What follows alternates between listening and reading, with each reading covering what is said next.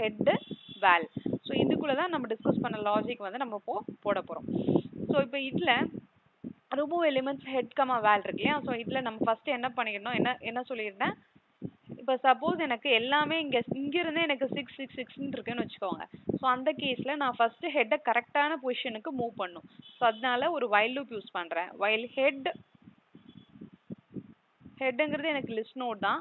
So head dot val equal to வேலாக இருந்துச்சுன்னா okay.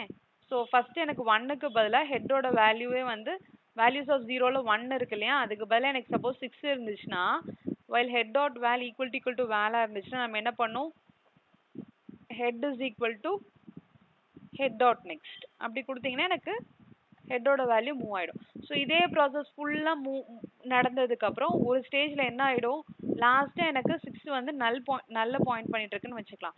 So அந்த கேஸில் எனக்கு ஹெட் வந்து ஒரு ஸ்டேஜில் எனக்கு நல்லாயிடும். இதே மாதிரி லூப் ரன் ஆகிட்டே இருக்கும்போது லாஸ்ட்டாக நம்மளுக்கு லாஸ்ட் நோட் வந்து நல் தானே பாயிண்ட் பண்ணும். சப்போஸ் இன்கேஸ் எனக்கு எல்லா வேல்யூஸும் 6 இருந்துச்சுன்னா எனக்கு லாஸ்ட் நோடு நல்லா இருக்கும்போது எனக்கு இங்கே நல் பாயிண்டர் வந்துடும். ஏன்னா நல் வரும், head equal to head dot next கொடுக்கும்போது ஒரு ஸ்டேஜில் எனக்கு ஹெட்டோட value நல்லாயிடும்.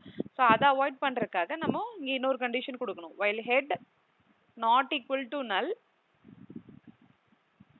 And head dot val equal to வேலாக இருந்துச்சுன்னா நம்ம இந்த கண்டிஷன் படி நம்ம ஹெட்டை வந்து மூவ் பண்ணிகிட்டே இருக்கும். ஸோ இது முடிச்சதுக்கப்புறம் எனக்கு இது கன்ஃபார்மாக தெரியும் ஹெட் வந்து ஒரு இந்த வேல்யூ இல்லாத ஒரு வேல்யூவை தான் பாயிண்ட் பண்ணிட்டு இருக்கோம்.